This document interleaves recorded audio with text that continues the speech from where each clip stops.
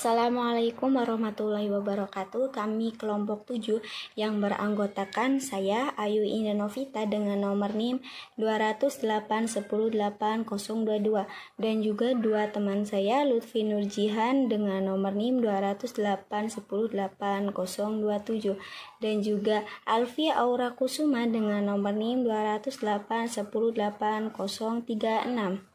Di sini kami akan mempresentasikan hasil makalah yang telah kami buat yang berjudulkan Prosedur Interferensi dan Rujukan Dini Penyimpangan Tumbuh Kembang Anak Usia Dini dan Cara Pencatatan Motoring dan Evaluasi Hasil Deteksi Dini Tumbuh Kembang Anak. Baik, di sini saya akan menjelaskan pengertian dari SDIDTK.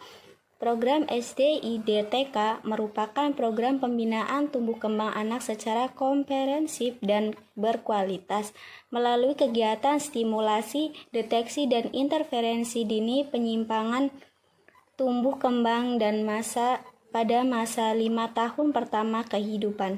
Diselenggarakan dalam bentuk kemitraan antara keluarga yang mencangkup orang tua, pengasuh anak, dan anggota keluarga lainnya, dan juga masyarakat yang mencangkup kader, tokoh masyarakat, organisasi profesi, dan lembaga swadaya masyarakat, dan juga tenaga profesional yang mencangkup kesehatan, pendidikan, dan sosial.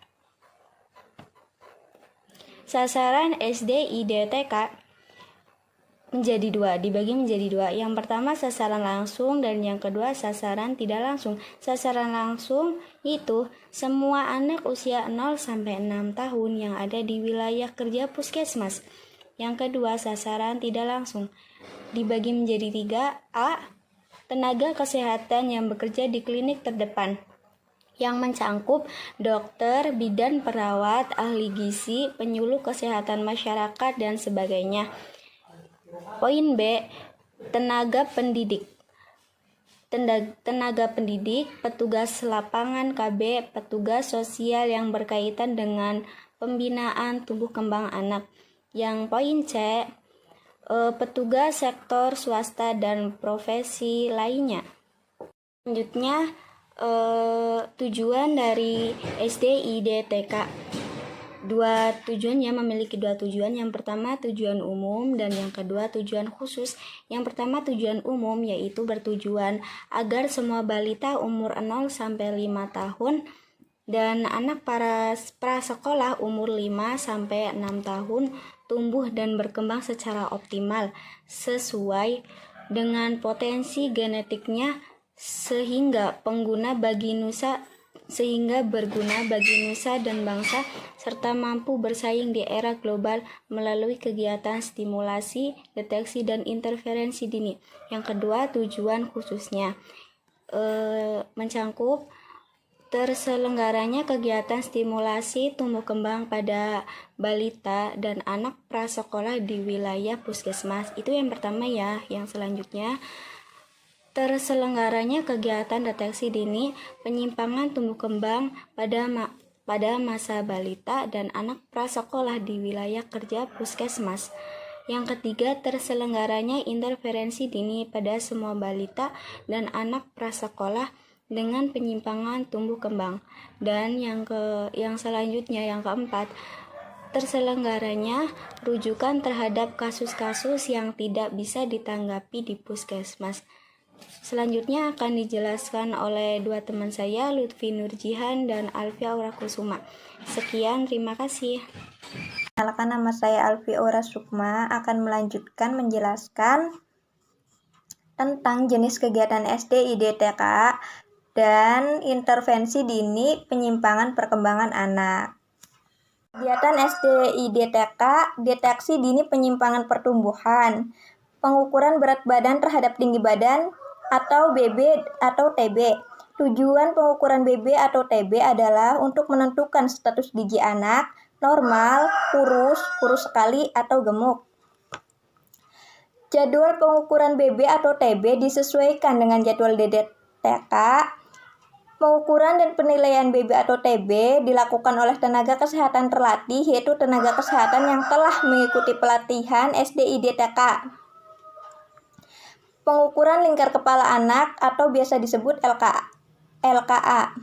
Tujuan pengukuran lingkar kepala anak adalah untuk mengetahui lingkaran kepala anak dan batas normal atau di luar batas normal. Deteksi dini penyimpangan pertumbuhan dilakukan di semua tingkat pelayanan. Deteksi dini penyimpangan perkembangan bertujuan untuk mengetahui gangguan perkembangan anak atau keterlambatan, gangguan daya lihat, gangguan daya dengar dilakukan dengan cara yang pertama dengan cara screening atau pemeriksaan perkembangan anak menggunakan kuesioner pra-screening perkembangan atau biasa disebut KPSP. Tujuan pemeriksaan perkembangan menggunakan KPSP adalah untuk mengetahui perkembangan anak normal atau ada penyimpangan. Yang kedua yaitu tes daya dengar atau biasa disebut TDD. Tujuan tes daya dengar adalah untuk menentukan gangguan pendengaran sejak dini agar dapat segera ditindaklanjuti untuk meningkatkan kemampuan daya dengar dan bicara anak. Yang ketiga, tes daya lihat atau TDL. Tujuan TDL adalah untuk mendeteksi secara dini kelainan daya lihat agar segera dapat dilakukan tindakan lanjutan sehingga kesempatan untuk memperoleh ketajaman penglihatan menjadi lebih besar. Yang ketiga yaitu deteksi dini penyimpangan mental emosional. Deteksi dini penyimpangan mental emosional adalah kegiatan atau pemeriksaan untuk menemukan gangguan secara dini, adanya masalah emosional, autisme, dan gangguan pemusatan perhatian dan hiperaktivitas.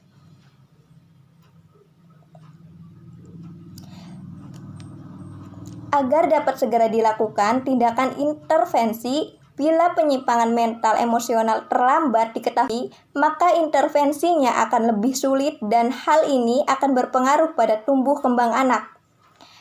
Deteksi ini dilakukan oleh tenaga kesehatan.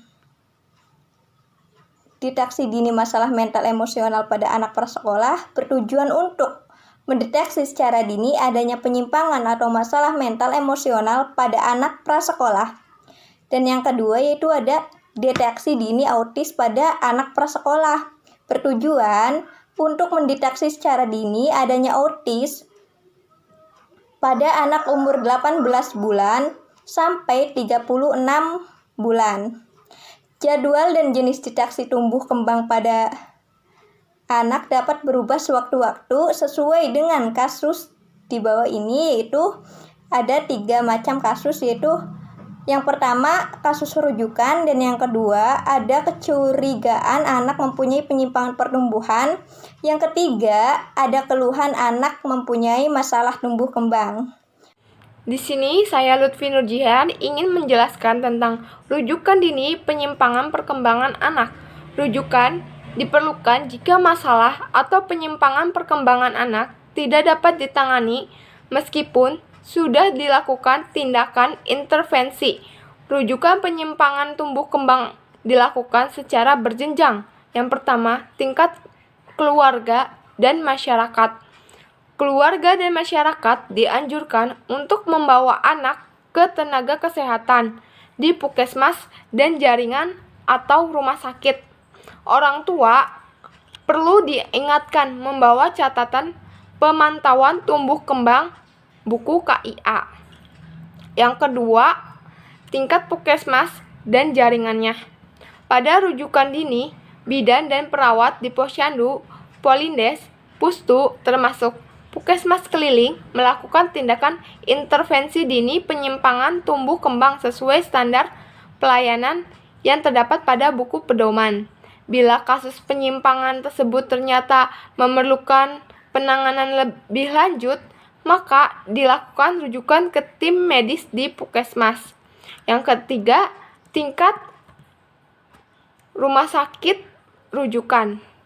Bila kasus penyimpangan tersebut tidak dapat ditangani di puskesmas, maka perlu dirujuk ke rumah sakit kabupaten yang mempunyai fasilitas klinik tumbuh kembang anak dengan dokter spesialis anak, ahli gizi, serta laboratorium atau pemeriksaan penunjang diagnostis.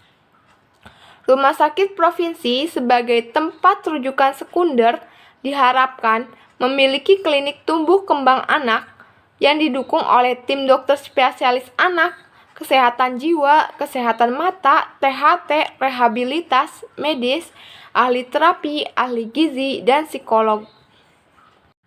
Selanjutnya, evaluasi. Evaluasi atau penilaian adalah kegiatan untuk membandingkan antara hasil yang telah dicapai dengan rencana yang telah ditentukan. Evaluasi merupakan alat penting untuk membantu pengambilan keputusan sejak tingkat perumusan kebijakan maupun pada tingkat pelaksanaan program. Evaluasi formatif adalah evaluasi yang dilaksanakan selama program sedang berjalan, dengan tujuan untuk dapat memberikan umpan balik kepada manajer program tentang hasil-hasil yang dicapai serta hambatan-hambatan yang dihadapi dalam pelaksanaan program, sehingga dapat diambil tindakan tertentu dengan segera supaya tujuan dapat tercapai. Evaluasi ini dimaksudkan untuk memberikan gambaran tentang faktor-faktor yang menghambat, mendorong, memberi peluang, dan tantangan yang ada. Evaluasi kegiatan SDIDTK dilakukan akhir tahun dengan mengolah dan menganalisa laporan tahunan Puskesmas. Data yang dilihat adalah data cakupan kontak pertama SDIDTK, cakupan SDIDTK bayi 4 kali setahun, cakupan balita dan anak prasekolah 2 kali setahun, dan presentasi anak yang tingkat perkembangannya sesuai atau S besar meragukan atau M besar atau dengan penyimpangan atau P besar. Evaluasi kegiatan SDIDTK di Puskesmas dan jaringannya dilakukan dengan mengkaji data sekunder laporan tahunan hasil kegiatan SDIDTK, di antaranya dengan membandingkan hasil cakupan SDIDTK tahun ini dengan tahun-tahun sebelumnya. Sekian dari kelompok kami, kurang lebihnya kami mohon maaf. Wassalamualaikum warahmatullahi wabarakatuh.